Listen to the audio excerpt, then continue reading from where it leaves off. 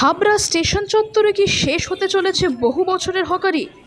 রেলের জমি দখলমুক্ত করার নির্দেশ ঘিরে তৈরি হয়েছে চরম অনিশ্চয়তা।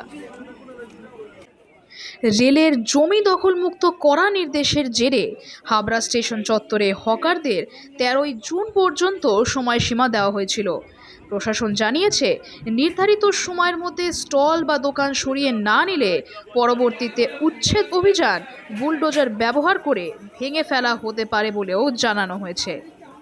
হকার উচ্ছেদ নিয়ে বলছি, আমাদের সরকার সোনার বাংলা করবে বলছে, গরিবদের পেটে লাথি মেরে সোনার বাংলা করছে। সোনার বাংলা কোথায় করছে? গরিবদের পেটে, যারা ডেকে নিয়ে এসছে তাদেরই তো পেটে লাথি মারছে। তারা শুধু তুলে দিচ্ছে, বুলডোজার চালিয়ে দিচ্ছে। এগুলো কি হচ্ছে?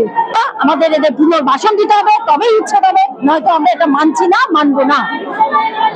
অন্যদিকে এই সিদ্ধান্তের বিরোধিতায় বিভিন্ন জায়গায় লাগানো হয়েছে প্রতিবাদী লিফলেট, কিন্তু দেখা যাচ্ছে একের পর এক গুটিয়ে যাচ্ছে দোকান।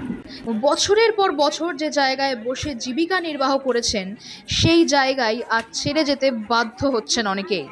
স্টেশন চত্বরের বেশ কিছু অংশে বিদ্যুৎ সংযোগও বিচ্ছিন্ন করার কাজ চলছে বলে শোনা গেছে।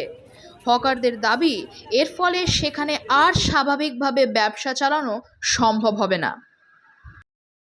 হাবড়ার প্রতিটি গুরুত্বপূর্ণ খবরের আপডেট নিয়ে আমরা থাকবো আপনাদের সঙ্গে হাবড়া লোকাল।